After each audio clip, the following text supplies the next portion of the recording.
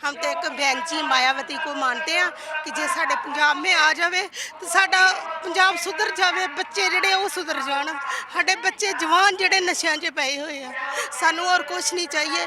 सानू तो ये चाहिए कि एक पंजाब जिस तरह सोने की चिड़िया ही उस तरह ही बन जाए। ईश्वर से रो रो कर प्रार्थना करती है महिला बीएसपी की नवा शहर की ऐतिहासिक रैली में बीएसपी सुप्रीमो मायावती के भाषण पर भावुक होकर रोने लगी। मायावती ने जैसे ही गरीबों, दलितों, पिछड़ों और अल्पसंख्यकों के विकास की बात कही, इस महिला के चेहरे पर आज़ादी के 70 सालों का वो दर्द उभर आया जो इन समुदायों की लगातार उपेक्षा के बाद बदतर जिंदगी गुजारने को मजबूर हैं। 15 मार्च को मान्यवर कांसीराम के जन्मदिन पर मायावती ने कांसीराम के उस सपने को पूरा करने का संकल्प लिया जो उनकी जिंदा रहते की ख्वाहिश थी कि उनके अपने राज्य पंजाब में बीएसपी की सरकार बने। दलितों, शोषितों के मसीहा कांसीराम की ख्वाहिश थी गरीब, दलित, पिछड़ा और अकलियत के लोग एकजुट हो और सत्ता पर उनकी भागीदारी हो। मायावती ने इस ऐतिहासिक रैली में कहा कि बीएसपी प्रदेश में दलितों, पिछड़ों और अकलियत के लोगों के दम पर चुनाव लड़ेगी और सत्ता हासिल होने पर इन्हीं समुदायों को सत्ता में भागीदारी देगी। वर्तमान जो अकालियों की सरकार है, अकाली दल की सरकार है, इस सरकार में तो जो नवयुवक लोग हैं उनको रोजगार देने की बजाय अधिकांश उन्हें नशे में आने गलत रास्तों पर ही डाल दिया गया। आपके पंजाब स्टेट में बहुत जल्दी ही विधानसभा के आम चुनाव भी होने वाले हैं और ये चुनाव के बारे में मैं आप लोगों को ये बताना चाहती हूँ कि आपके पंजाब स्टेट में हमारी पार्टी किसी भी पार्टी के साथ किसी भी प्रकार का कोई चुनावी समझौता नहीं करेगी। हमारी पार्टी अकेले अपने बलबूते पर यहाँ पर चुनाव लड़ेगी। दलितों, अकलियतों और पिछड़ों के बलबूते पर यहाँ पर हमारी पार्टी चुनाव लड़ेगी। पंजाब के दलित बाहुल्य क्षेत्र दोआबा के नवा शहर हर तरफ नीले रंग से रंग गया था। जिधर नजर जा रही थी, जितनी भी दूर जा रही थी, सिर्फ बीएसपी कार्यकर्ताओं का रेला ही नजर आ रहा था। लाखों की तादाद में मौजूद कार्यकर्ताओं से मायावती भी पूरे जोश से लबरेज दिखी।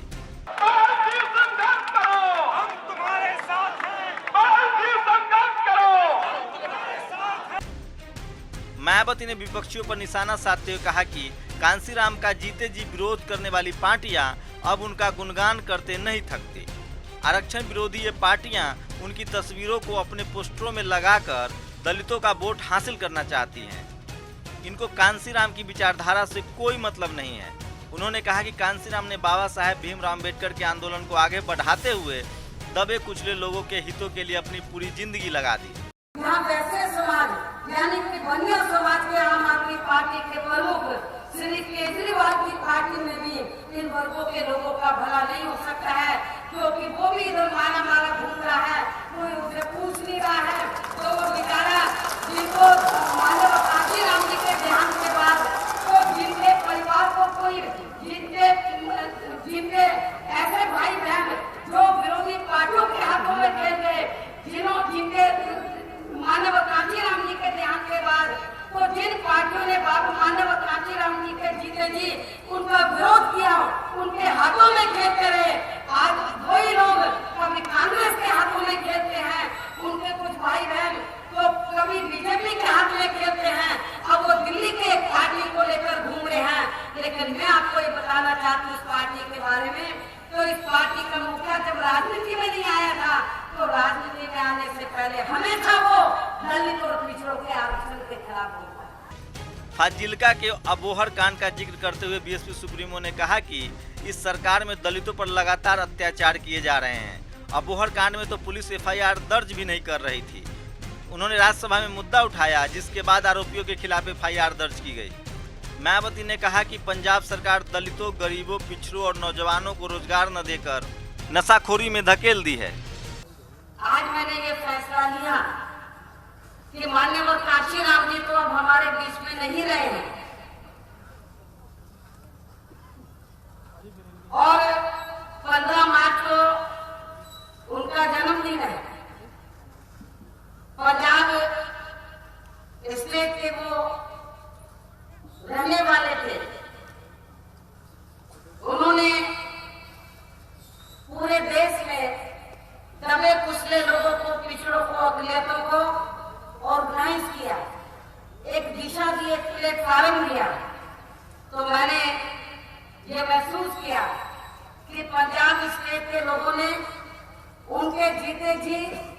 उनकी ख्वाहिश को पूरा नहीं किया, उनकी इच्छा को पूरा नहीं किया।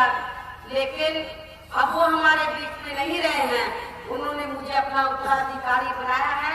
मेरी ये नैतिक जिम्मेवारी बनती है कि मुझे पंजाब में जाकर उनको इस बात का एहसास कराना चाहिए, और खासतौर से उनके जन्मदिन के मौके पर जाकर मुझे यूपी में जबकि आज के दिन रहना चाहिए था, लेकिन मैं यूपी में न रहकर तो मैं पंजाब में इसलिए आई क्योंकि पंजाब में भी विधानसभा के आम चुनाव होने का समय बहुत कम रह गया। मायावती ने जट सिखों के इर्द गिर्द घूमती पंजाब की सियासत में दलितों, पिछड़ों और अल्पसंख्यकों की सत्ता में भागीदारी की बात कहकर एक नई लकीर खींच दी है। राज्य में दलित 32%, मुस्लिम करीब 2.5% और ईसाइयों का वोट करीब 1.5% है। ऐसे में मायावती के इस मास्टर स्ट्रोक ने विपक्षियों का समीकरण गड़बड़ा दिया है। साथ ही बीएसपी के पुराने आंकड़े भी विपक्षियों के लिए बड़ी चिंता की बात है। 1992 के विधानसभा चुनाव में जब बीएसपी अपनी पूरी ताकत के साथ लड़ी थी, तब उसने 17% वोट के साथ 9 सीटों पर जीत हासिल की थी। अगर इस चुनाव में भी बीएसपी वही कारनामा दोहराने में कामयाब रहती है तो वह सत्ता की चाबी अपने हाथ में ले लेगी। मायावती ने यहाँ पंजाब के ऐतिहासिक नवा शहर रैली से पंजाब विधानसभा चुनाव का बिगुल फूंक दिया है। मायावती ने कहा कि उनका संकल्प बनता है कि वह इस पंजाब में मान्यवर कांसीराम के उस सपने को साकार करें जो वो चाहते थे कि उनकी इस अपनी मिट्टी पर, अपनी सरजमी पर उनकी पार्टी की सरकार बने। मायावती ने कहा कि बसपा यहाँ पर दलितों, पिछड़ों, अकलितों के दम पर चुनाव लड़ेगी और इन्हीं के दम पर सरकार बनाएगी और सरकार में इनको भरपूर हिस्सेदारी मिलेगी। कैमरामैन इमरान अली बेग के साथ निसार सिद्दीकी, नेशनल दस्तक।